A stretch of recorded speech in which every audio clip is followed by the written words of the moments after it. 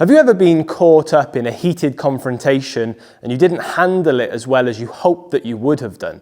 Or maybe you just panicked and you froze completely. Knowing what to do in those crucial moments before things turn violent could make all the difference. And in this video, we're going to break down step by step what to do in a heated, potentially violent confrontation. So there is a universal first thing that we can do to give us some kind of control and a baseline level of safety in any situation, whether it's somebody that's directly acting aggressive or there's just someone you're having a conversation with and you're unsure of their intentions. And that is your stance and your hand positioning. So somebody approaches you, you don't know what their intentions are. There's two things you can do, right?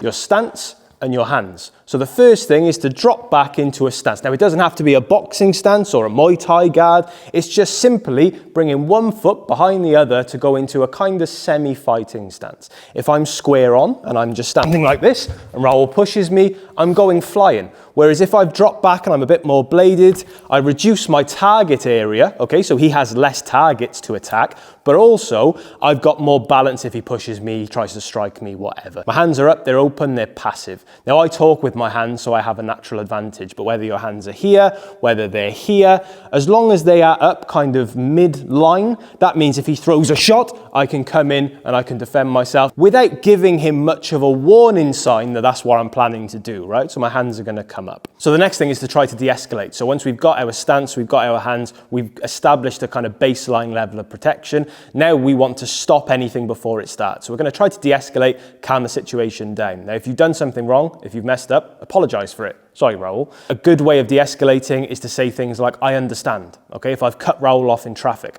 I understand, mate. If someone cut me off, I would be angry about it too. Try to sympathize, try to empathize. Probably avoid telling them to calm down. I know if I've ever told my partner to calm down, what happens is she gets even angrier. So avoid saying calm down. Use words like, I understand why you're upset. If I went through that, I would be upset too. If someone did that to me, I'd be furious. I get it. You can also say, what can I do to make things right? Okay, it might cost you a beer. You buy someone a beer. If you've spilled a tray of drinks over, just get another round in. You know, it's going to be a lot cheaper than a trip to the medical center. So just get a round in if you need to. Now, if talking has failed and you feel like someone is about to hit you and violence is about to start, the best thing that you can possibly do from a self-defense perspective is strike first, okay? But I understand that for most people, they're just not going to do that. No matter what happens, they are not going to get the courage required to throw a strike. I think 90% of people won't preemptively strike, even if it's the best thing to do. So we need to look at what to do if you are struck first, okay? If you fail to talk it out and somebody has thrown a big wild punch at you. So it baffles me every day of my life, in my reels, in all my social media platforms. I see people getting knocked out by very basic punches. Not even good jab cross or hook cross. No, just and train people just swinging and getting someone knocked out in a very preventable situation. But even if the situation is not preventable, even if you are walking in your house and a book fall down the shelf, you could do this, I think. Or when you're playing football, soccer for the Americans and Australians, someone throw the ball, even if you don't see it coming, you tend to do like this. It baffles me how the people don't do that when the punches are coming. We need to be ready to flinch. We need to be ready to have some sort of last line of defense ready, just in case the punch comes out of nowhere when everything else fails. Don't be like this. Don't be like this. Don't be in any macho attitude.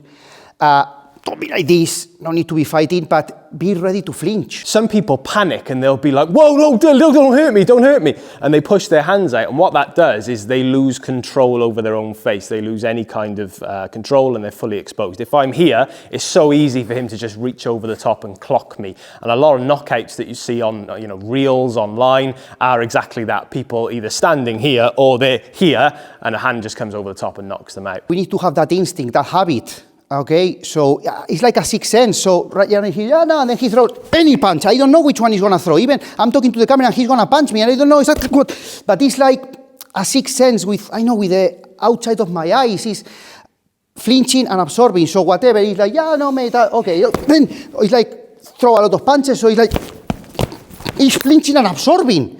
You know what I mean? So That's in the alphabet of self-defense is the A letter, you know what I mean? If without that, you are gonna get knocked out. But what comes next? We can't just keep absorbing and blocking punches because they're gonna catch us eventually. So how do we then break that and get away? If you're older or a bit vulnerable or a bit weaker, you do not wanna be in this middle ground because you're at an extreme disadvantage. So when it comes to self-defense, you either wanna be too close or you want to be too far away. So either too close to them that they don't have the ability to strike you properly, or too far away so they can't reach you, right? Now you may need to do a combination of both. If you cannot just get away, you may have to close the distance first, break their range. They're trying to throw punches at you. Well, they're not throwing punches from here, right? And from here, I can go for the eyes, I can go for the throats, I can go for the groin. I can use the elbow strikes, okay? I can use headbutts. I can do all these different things to then give me the chance to create distance and get away, or at least create distance so I can pick up a chair and throw it at him, pull out my tactical pen, call for help, wherever it might be. Well, this is all great to handle a situation that may or may not turn violent, but what if somebody's goal isn't to strike you and knock you out? It's actually to come up to you, pick you up, and carry you away to their car. Well, good news, because we've done a video on how to defend yourself from somebody picking you up and dragging you off somewhere. So if you're interested, you should definitely check that one out.